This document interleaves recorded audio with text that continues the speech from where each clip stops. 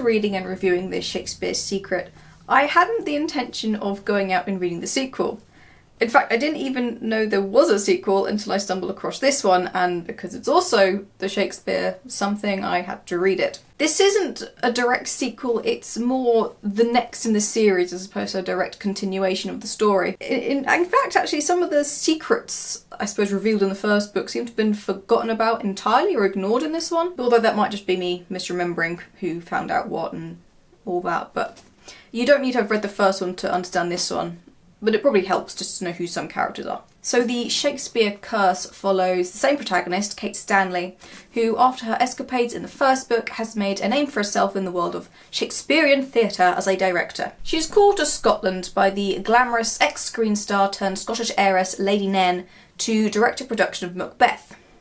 The production is going to be using ancient artefacts from Lady Nairn's late husband's collection of Macbeth memorabilia and items, but when rumours of an older version of Macbeth, one inspired by a real occult ceremony and containing powerful magic, becomes a more probable truth, Kate is thrust onto another quest to track down this fabled manuscript to save the life of Lady Nairn's granddaughter from becoming the latest victim in a series of sacrificial murders.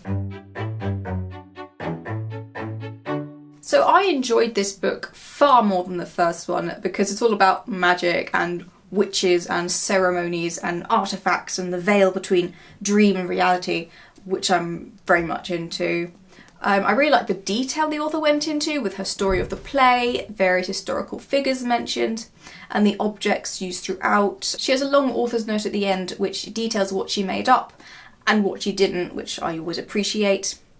The story is very gripping. This one concentrates almost solely on Macbeth, with only minor references to other Shakespearean plays, which I preferred to the first one where it kept flipping and it felt very unfocused, so this is a lot more focused. As you might expect from this genre, there's lots of twists and turns with little clues that I'm annoyed I didn't spot. I loved the use of etymology, the names characters have or assume, and the place names, and all that. It was very enjoyable.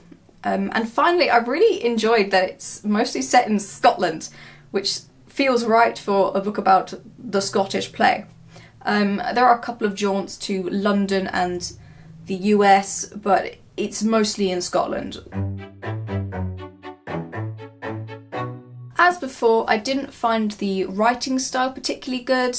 It's quite inelegant, with constant use of that annoying sentence structure, doing this, she did that, where it doesn't make any sense.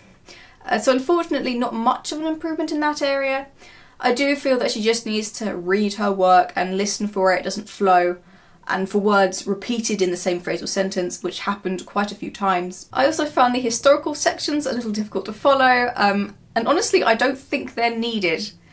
They are interesting, I suppose, but it wouldn't take away from the story to just cut them out, as everything we learn in those sections is learnt by the characters anyway, so there's no point to them. There is also an over-explaining issue. A character might say something or quote something and it'll be explained why, and I'm like, yes, I know, just get on with it.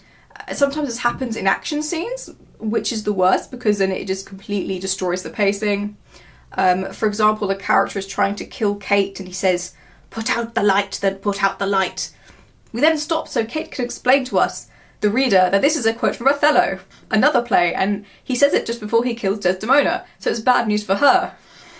As if the fact that she is currently being strangled wasn't enough for us to realise that he's trying to kill her. All in all, this is a fun read, and I did enjoy it more than the previous one, probably, again, because it's focused on Macbeth, and it is one of my favourite Shakespeare plays, and it's all about magic and the occult and esoteric practices, and I find all that fascinating. It's not a perfect book by any stretch, but it is enjoyable in a very theatrical way, so I think if you like Shakespeare, and especially the use of magic in his work, and have an interest in the occult and witchcraft, you'll probably enjoy this. If you haven't read the first one, I think this is separate enough that you'll be able to follow it anyway. Those are my thoughts on the Shakespeare curse, and I'll see you next time. Bye.